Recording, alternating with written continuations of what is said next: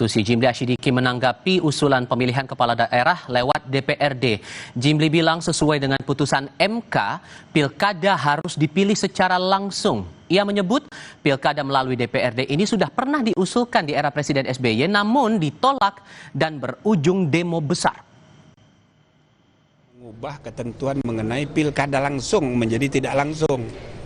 Ya kan? Sedangkan di pertimbangan hukum putusan MK terakhir itu kan bisa ditafsirkan MK mengidealkan bahwa pilkada itu ialah pemilu, harus pemilu langsung. Nah, misalnya ada upaya untuk membuat mengevaluasi sistem pilkada, misalnya supaya gubernur, bupati, wali kota itu tidak dipilih langsung, kembali ke masa lalu. Nah, ini boleh-boleh aja, silahkan dibicarakan di DPR. Lalu tepatkah demi menghemat biaya politik, sistem pemilihan kepala daerah dikembalikan pada mekanisme lewat DPRD? Apakah ini pertanda demokrasi kita semakin maju atau malah sebaliknya? Lalu, apakah Presiden Prabowo punya peran di balik ide ini? Kami diskusikan bersama Ketua DPP PDI Perjuangan Deddy Sitorus dan Wakil Ketua Umum Partai Golkar Ahmad Doli Kurnia. Selamat sore semuanya dengan Tifal, apa kabar? Selamat sore, Tifal. Iya.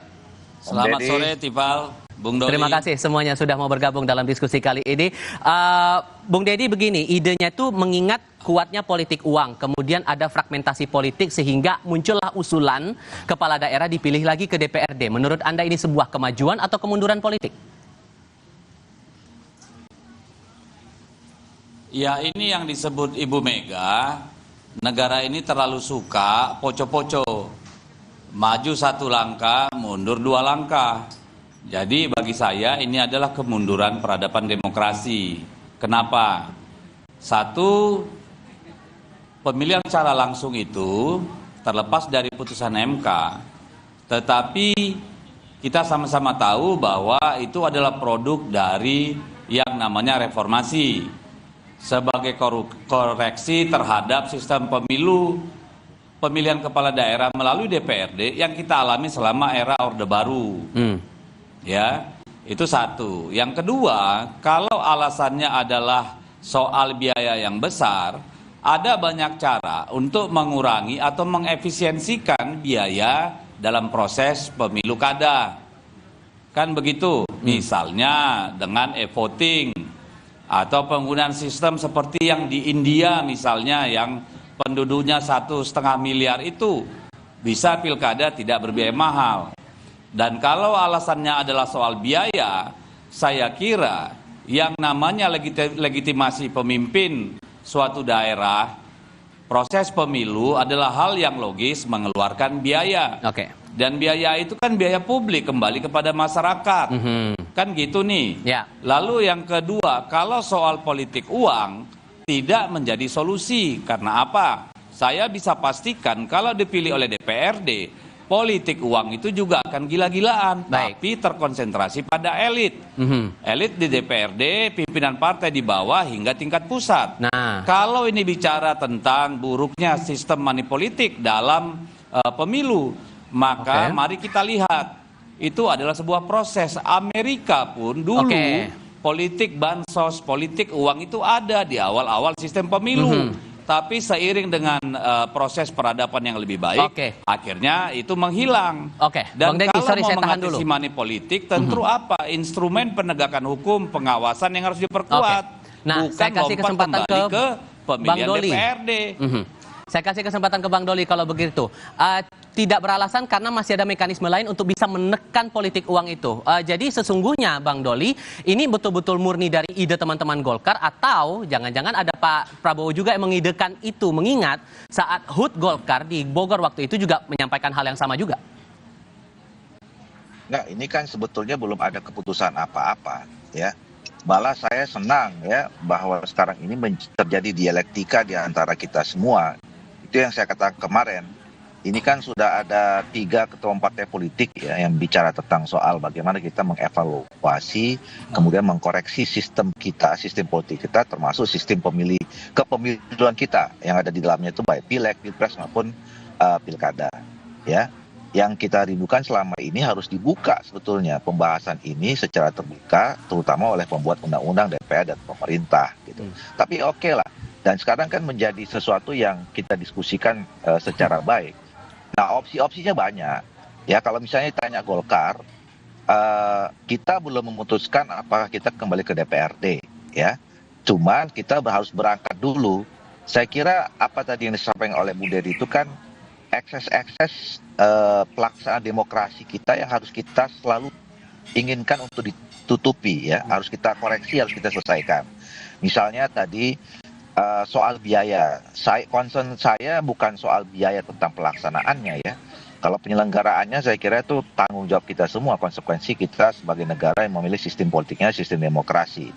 Tetapi isu tentang biaya politik itu lebih pada praktik moral hazard pemilu, ya, ekses pelaksanaan di mana budaya pragmatisme kita ini semakin lama semakin tumbuh berkembang subur gitu di masyarakat kita. Ini yang harus kita cari. Apakah kemudian dengan ekses itu bukankah itulah yang membuat kita jadi makin dewasa dalam berpolitik, berdemokrasi, Bang Doli? Masa orang suka duit dengan cara memilih itu bukan tema dewasa dong. Itu kan malah merusak kita. Orang memilih bukan kerja objektivitas, tapi kena kita dibayar dengan sesuatu, diiming-iming sesuatu kan nggak jadi objektif. Itu malah tambah kekanak-kanakan gitu loh. Nah, itu yang mau kita perangi. Nah, pertanyaannya memang apakah kemudian ketika kita sepakati kembali ke tidak langsung itu selesai? Ya belum tentu juga gitu loh. Nah, makanya kalau kami ini sekarang kalau dalam posisi Golkar itu sedang mengkaji. Makanya dalam kajian itu ada dua opsi. Pertama adalah pemilihan gubernur, atau gini, pertama adalah semuanya kembali ke DPRD. Tentu dengan ada pengaturan di mana penerjemahan sistem pemilihan secara demokratis yang tercantum dalam Undang-Undang 45 itu harus tetap diikuti, ya, misalnya dalam proses rekrutmennya, pencalonannya, perlibatan segala macam itu. Tapi yang udah pasti kami mendukung pemilihan gubernur itu di DPRD saja. Karena dia kan kepanjangan tangan dari pemerintah pusat. Sementara heavy kita di Indonesia ini kan daerah otonom itu ada di kabupaten kota. Tapi dari dua opsi itu ada peran Pak Prabowo juga nggak yang memberikan ide, Bang Doli? Kok kemudian kenapa ya ditarik di ini kan kita bicara tentang soal sikap masing-masing atau kajian dalam partai politik, ya. Saya tidak tahu apakah ada komunikasi langsung khusus terkait itu dengan Pak Prabowo dengan ketua partai politik yang lain termasuk ketua partai Golkar. Tetapi kami di Golkar dalam setahun ini sudah bentuk tim melakukan kajian. Dan soal pilkada sekarang kita sudah punya dua opsi. Opsi yang tadi pertama itu, yang kedua yang kabupaten kota kita pertimbangkan untuk asimetris gitu. Bang Dedi, apa yang Anda khawatirkan kemudian kalau ini bakal terjadi pemilihan kepala daerah lewat DPRD? Ekses itu Anda juga khawatirkan terjadi atau malah bisa ditangani sebetulnya? Satu soal provinsi, ya. Kalau saya pribadi, kalau untuk gubernur dipilih oleh DPRD atau bahkan ditunjuk oleh presiden, saya kira itu ide yang pantas kita diskusikan lebih jauh. Kenapa? Karena saya justru merasa bahwa pemerintahan provinsi itu tidak efektif karena terjadi dualisme dalam hal pelaksanaan program, anggaran, kewenangan dan sebagainya. Kalau gubernur itu mau dibuat benar-benar sebagai perpanjangan tangan pemerintah pusat, maka dia harus murni hanya administratif. Tugasnya tidak seperti sekarang, kewenangannya tidak seperti sekarang. Misalnya anggaran untuk SMA, SMK atau kewenangannya serahkan pada pemerintah daerah. Infrastruktur serahkan pada pemerintah daerah.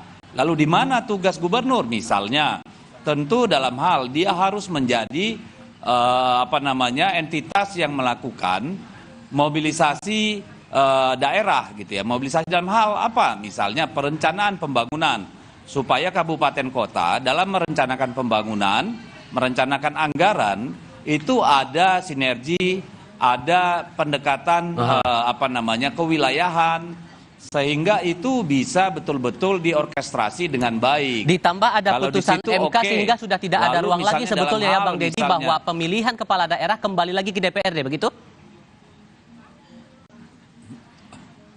Kalau kepala daerah bedakan dulu dengan gubernur. Ya, tadi kita bicara kepala daerah itu kalau saya pribadi membaginya antara tadi kabupaten kota dengan provinsi. Nah, provinsi itu menurut saya harus dikembalikan perannya sebagai katakanlah fasilitator bagi pemerintah daerah gitu ya, untuk bisa mengakselerasi ya gitu ya, dan juga katakanlah sinergi gitu. Nah itu saya tidak terlalu masalah kalau menurut saya mereka ditunjuk bahkan diangkat oleh DPRD. Tapi untuk kabupaten kota saya kira kalau ingin kita bangsa ini maju dalam peradaban demokrasi, kita harus tetap memberikan hak itu kepada rakyat, gitu. Oke, sehingga nanti di DPR karena mengingat PDI Perjuangan sendirian nih di luar pemerintahan, gimana cara nge-counter itu? Kalau menurut saya, jika dipaksakan oleh DPR dan pemerintah bahwa bupati wali kota dipilih oleh DPRD bukan oleh rakyat, maka mereka akan berhadapan dengan rakyat. Kita lihat bagaimana kemarin soal putusan MA dengan revisi Undang-Undang Pilkada yang dilakukan oleh DPR dalam kurang dari 24 jam itu. Bagaimana perlawanan rakyat. Jadi kita di PD Perjuangan tidak takut kalau sendirian saja berbeda sikap. Karena kami percaya rakyat masih menginginkan pemilihan langsung untuk kepala daerah, kabupaten dan kota. Bang Doli, di koalisi sendiri gimana cara, apakah semuanya setuju anggota partai koalisi pemerintahan untuk mendorong ini bisa gol gitu? Itu yang seperti saya katakan tadi, sampai sekarang kita belum punya kesimpulan, ya, siapa yang akan kemudian pilihan mana, konsep mana gitu. Itu kan dari masing-masing partai politik kan sedang melakukan kajian semua, gitu ya. Jadi kayak kami juga belum putuskan mau DPRD apa. Malah tadi saya katakan kami sudah punya dua opsi ya, masih punya dua opsi yang terus kemudian kami dalami. Jadi tapi menurut saya kira ini harus terus ya dibicarakan sehingga kita memang betul-betul bisa menangkap aspirasi yang sesungguhnya ya dari masyarakat kita seperti apa gitu. Bang Ahmad Doli Kurnia, kemudian Bang Deddy Sitorus, terima kasih sudah berdiskusi bersama kami. Selamat sore semuanya. Selamat sore. Selamat Kongres. Dan